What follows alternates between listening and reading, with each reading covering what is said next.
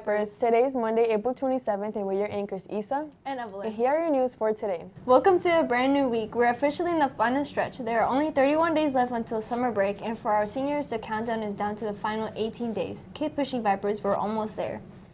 If you haven't secured your memories yet, don't forget that yearbooks are still available for $85. This is your chance to make sure you have every moment of the 2025-2026 school year locked in before the price goes up or they sell out completely. Finally, a quick reminder for those interested in joining the band program, our next percussion clinic is happening tomorrow, Tuesday, April 28th, in the band room from 6 p.m. to 8 p.m.